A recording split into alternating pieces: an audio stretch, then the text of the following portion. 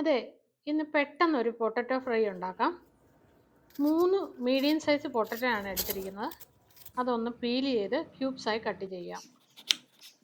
എല്ലാം ഒരേ വലിപ്പത്തിൽ കട്ട് ചെയ്യാൻ ശ്രദ്ധിച്ചാൽ മതി. ബാക്കിയെല്ലാം എളുപ്പമാണ്. ഇനി 1 ടീസ്പൂൺ കാശ്മീരി മുളക് പൊടി, 1/4 ടീസ്പൂൺ മഞ്ഞൾപ്പൊടി, 1/2 ടീസ്പൂൺ ചില്ലി ഫ്ലേക്സ്, 4-5 ചുള വെളുത്തുള്ളി, ഒരു പിടി കറിവേപ്പില ഇത്രയും എടുത്ത് വെക്കാം. വെളുത്തുള്ളി ഒന്ന് ചോപ്പ് ചെയ്ത് വെക്കാം. ഇനി ഒരു ഇരുമ്പ് ചീനച്ചട്ടി പോലെ കട്ടിയുള്ള ഒരു പാൻ അടുപ്പിൽ വെച്ച് ചൂടാകുമ്പോൾ 1 ടേബിൾ സ്പൂൺ ഓയിൽ ഒഴിച്ചു കൊടുത്ത് ചൂടാകുമ്പോൾ അതിലേക്ക് കറിവേപ്പില ആഡ് ചെയ്യുക.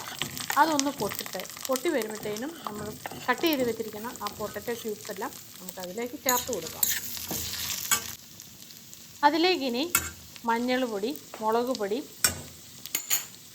ആവശ്യത്തിന് ഉപ്പും കൂടെ ചേർത്ത് ഇളക്കി കൊടുക്കാം.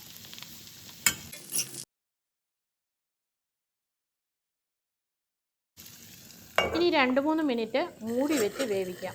വെള്ളം ചേർക്കേണ്ടതില്ല.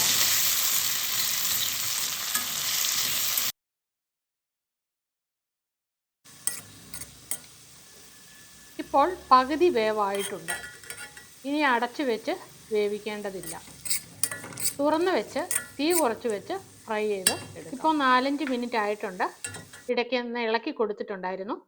ഇനി ഇതിലേക്ക് ചോപ്പ് ചെയ്ത് വെച്ചിരിക്കുന്ന വെളുത്തുള്ളിയും ചില്ലി ഫ്ലേക്സും കൂടെ ചേർത്ത് കൊടുക്കാം.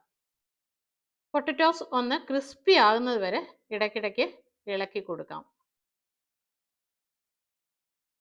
ഈ പൊട്ടറ്റോ ഫ്രൈ ചൂടോടെ 4 മണിക്ക് ചായയുടെ കൂടെ സ്നാക്സ് ആയിട്ടും തൈര് സാദത്തിൻ്റെ കൂടെ സൈഡ് ഡിഷ് ആയിട്ടും ചോറിന് കറിയായിട്ടും ഇത് ഉപയോഗിക്കാവുന്നതാണ്.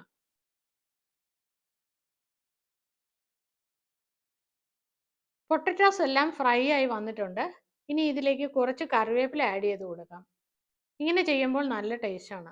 എത്ര ഈസിയാണല്ലേ? ഒന്ന് ട്രൈ ചെയ്ത് നോക്കൂ. Thanks for watching.